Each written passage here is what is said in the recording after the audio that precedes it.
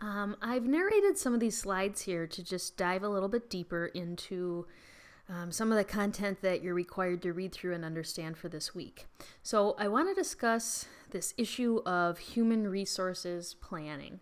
So as we move into Module 2 this week, we're exploring this issue of HR planning. And basically, when we're talking about HR planning, what we're looking at is how do you determine your human resources needs within an organization? In other words, how do you look at how many people you need and what you need those people to be doing? So this process of HR planning is really the beginning or the foundation for the work that you're doing related to recruiting and staffing. So this Module 2, as we move into the next couple weeks, this HR planning process is the foundation, and it lays the groundwork for staffing and recruiting, which is what we'll talk about next. So this slideshow is just going to take us through some of these key ideas related to HR planning, which are job design, job analysis, and job requirements. So we should start with understanding or looking at this issue of what is a job. It feels like kind of an obvious question, but I do want to raise this idea that what a job is has shifted over time. So if we rewound 10, 20 years ago, there were a lot of jobs that were very standard. So you could say every day you're going to come to work and this is the work you're going to do. So as we look at kind of shifts in trends in organizations, the idea or the nature of a job has changed. And that's because there's movement towards employees working on multiple projects. So their jobs might be more project-based. In other words, you work on something for a few weeks or a few months or a year, and then you move on to the next project. And that gets us towards this idea that jobs today are different, because jobs today involve these constant shifts in work and required skills. So organizations are starting to acknowledge the idea that what your work looks like today is probably not what your work is going to look like in another year or in another 5 years. That what you're being asked to do in a job will shift, and at the same time, this required skills or knowledge or abilities that you might need to have could also be shifting. So we see kind of this changing nature of jobs, and from the HR perspective, kind of how we think about jobs and how jobs are created. So that's an important piece to understand. But that doesn't take away from kind of workforce planning still involves some of these crucial elements. So what we're going to talk about next is, as you're thinking through understanding jobs, it's important to know what job design, job requirements, and job analysis involves. So let's start with the idea of job design. In the human resources function, we're accountable for designing jobs. In other words, creating what's involved in a job. So, what is the structure of the work going to be? And fundamentally, how is that linked to your strategy?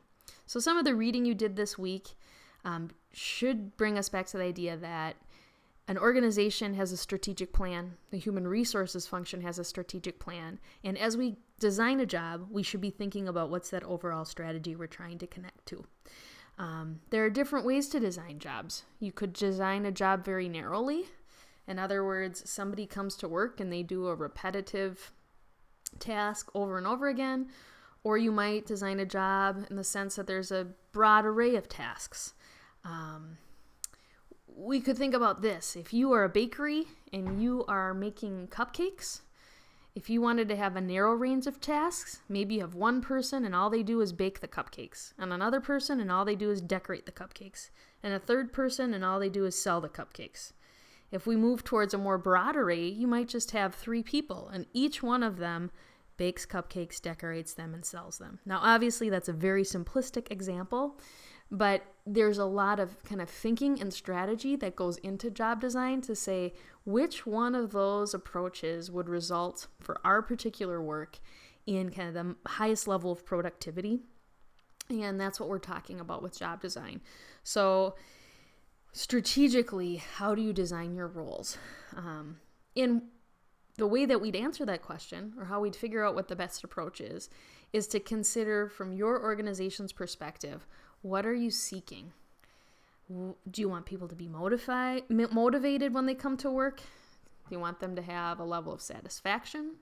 Is it that strategically you want to have an organization where people are constantly learning? Is there a certain level of performance? Do you want them to be creative? Are you concerned with their well-being? It might be a combination of those things. But as you design jobs, these are some of the outcomes that you're trying to connect to with that job design. So there are different ways to enrich jobs. In other words, elevate them. Do good job design. Sometimes that might involve increasing the level of difficulty, making someone feel challenged in their role and accomplished.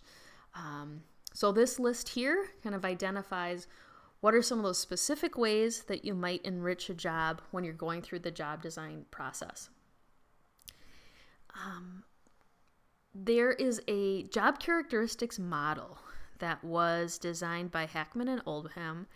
And this is a theory that they put forth that says that if you have 3 psychological states that exist within a job, and those are someone experiences their job as being meaningful, the second is that they feel a true sense of responsibility for the outcomes in their work, and the third is that they understand or have a knowledge of what's the result of the work that they're doing, that if those 3 things exist, that you will see a higher level or an improved level of work performance, that people will be more motivated and there'll be less absenteeism and turnover. So again, we're going to connect this to job design and say, when you're creating a job for someone to work in, are they going to experience it as meaningful? Are they going to feel a true responsibility for the end outcome? And then also, can they see a connection to how their job impacts others, whether it's in the organization or customers? So this is also kind of a key element to understand when you're designing jobs. And so again, here's a little bit more detail in how those things connect and how that's important in job design. So this brings us to the next key idea, which is the idea of a job analysis. So not only is HR accountable for designing jobs, but also over time analyzing jobs. So if a current job exists, to take a look at it and really be able to understand it.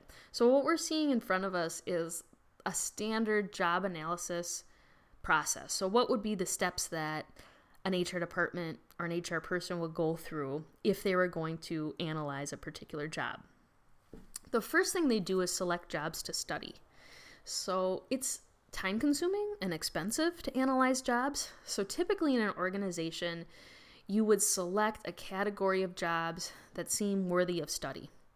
So if you are Comcast, you might decide we're going to study customer service agents first, because we know those have a crucial role. You probably wouldn't choose a category of job that doesn't directly connect to customers or the primary functions of your business, or maybe you only have one person in the whole organization, like the CEO, that's working in the job. So usually organizations are selecting a group of jobs that they really think are crucial and important, and that's where the job analysis kind of process begins in terms of priority. Then the next step is, once you've decided you're going to study a category of jobs, is to think about what's the information that you need to collect. And typically what you're looking at in a job analysis is what are the tasks that are involved in work, what are the responsibilities of that particular job, and what skills would be required. The next step is to say, if those are the things we have to figure out, what sources are we going to go to find that data? And then there are different methods of data collection. So you'll collect your data, and then you're evaluating and verifying that you got it all correct. And at the end of that, that's where you have this job analysis report. So let's talk a little bit more about once you've done the job analysis, what it results in. After you've gone through that full process, what you end up with is a good sense of what's called job requirements. So part of this here is understanding HR language. And so a job requirement has 2 key components: the job specification and the job description. And I'm going to caution you, sometimes people use these words and don't really understand true HR meaning behind them. So when we think about a job specification, the job specification within the job requirements, that's your statement of worker requirements. So what's required of the worker? What does the worker need to know? What skills do they need to have? What abilities do they need to have? The second thing that comes out of a job analysis is the job description. The job description describes the work that somebody needs to perform. So we can think of the job description saying, you're going to need to bake cupcakes, and the job specification is saying, if somebody needs to bake cupcakes, what kind of skills or abilities do they need to have? So the job specification and the job description are those two key components that are coming out of the job analysis, and we refer to those as the job requirements. So why is this so important, right? I mean, a lot of it can feel very, tactical, like I'm just going through the steps of these processes. But I want you to understand that these job requirements, so the job specification and the job description, play a very key role in all other HR management functions. So what you're seeing here is a visual to say, those job requirements, how do they connect to other things that the HR department is accountable for? So in terms of recruitment, when you're running an ad or, looking at appropriate recruitment sources, the job requirements set the standard for saying, who do we want to recruit for? Where do we find these people? If you've got that wrong, that's going to make recruiting very difficult.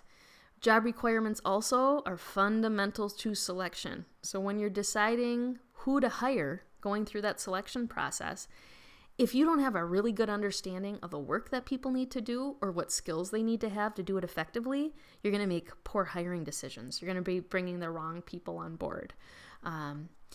Job requirements also play a key role in performance appraisal.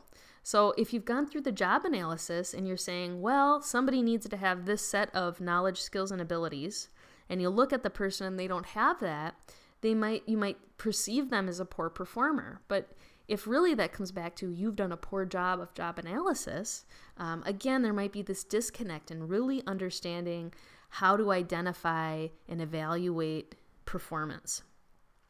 Job requirements also are fundamental to setting, the agenda for training and development. So in other words, when you're coming up with your training and development program and needs, you're going back to the job requirements to, again, say, we've identified what are the skills, abilities, and knowledge that people need to have. Let's train them on it. If you don't have a good job analysis, that's difficult to do. And then the last component is to think about compensation management. So when you're designing a compensation system and you're thinking about how much a particular job is worth to your organization, typically the job requirement is a foundation because the job requirement is telling you what someone is accountable for. So again, getting the job analysis right is key in all these different other HR management functions.